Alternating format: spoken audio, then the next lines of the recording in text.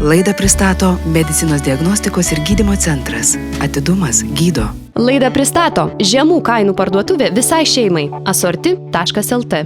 Ir dabar pakalbėkime apie šeimų laisvalaikį. Štai jums ko gero netradicinis pasiūlymas, kaip smagiai ir svarbiausia sveikai praleisti laiką su savo mažaisiais.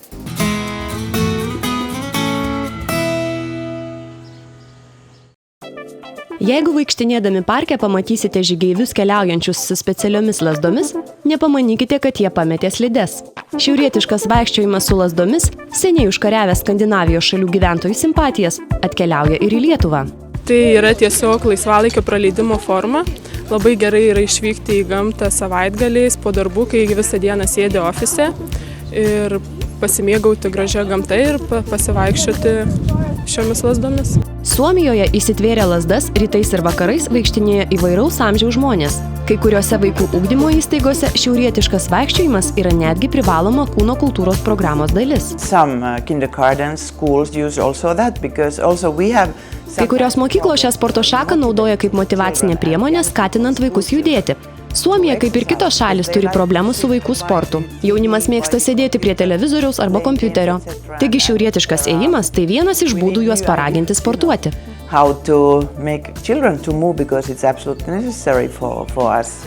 Specialistai teigia, kad einant su lazdomis sudeginama 50% daugiau kalorijų nei paprastai vaikštant. Šiaurietiško ėjimo metu juda visas kūnas, išjudinami visi pagrindiniai raumenys. Kadangi vaikščiojimas su lazdomis yra kelis kartus saugesnis nei važinėjimas dviračiu, jis puikiai tinka ir nėščiosioms. Nėščiosioms buvimas grynam ore, kvėpavimas yra tik pliusas, jeigu nėra kažkokia anomalija, normalus nėštumas, kad deguonies daugiau pakliūna. Ir tik vienas yra niuansas, kad nereikėtų, aišku, jeigu nuo nėštumo antroje pusėje rankas, taip labai tos mostos daryti viršų kilno, bet tiesiog taip jau ramiau. Ir tas yra pliusas, kad nėščiosioms vis tiek yra labai apkrautas nugara. Yra krūvis ant nugaros ir tos lazdos būtent, kaip sako, svoriai pasidalinam ant 4 galūnių, ant rankų, ant kojų ir nuima apkrovimą nuo nugaros. Tad čia yra labai kaip ir palengvinimas yra. Porą metų jau praktikuojame šiaurietiško ėjimo lazdas, o dabar esant nėštumui iš tikrųjų labai padeda pagelbsti lazdos nugarai, iš tikrųjų lengviau vaikščioti, ypač lipant į kalną.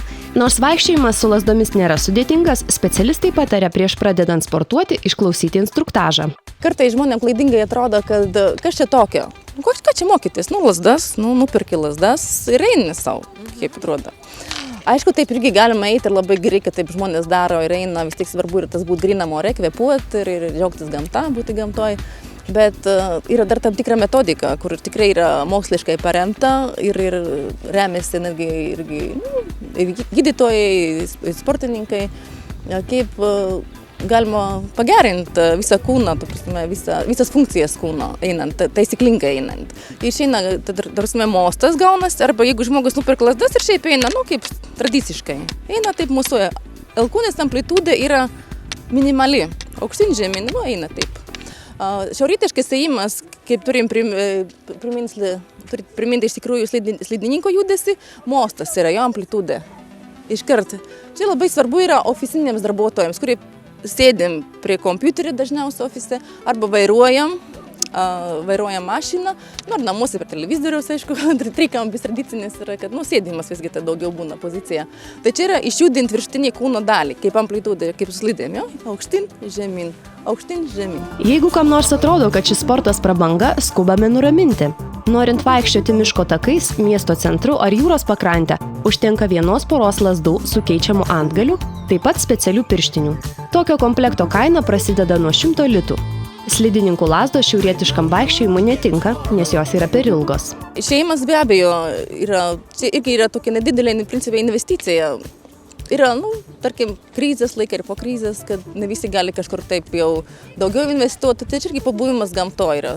Lazdas galima išnuomoti. Taigi, jeigu susidomėjote šiuo laisvalaikiu praleidimo būdu, jau gegužės 10 dieną 5:30 vakaro nuvykite į Vilniaus Sereikiškių parką ir prisijunkite prie pasaulinės judėjimo sveikatos labui dienos renginio Sportas kaip pasaka ir žygio šiaurietiškų ėjimų.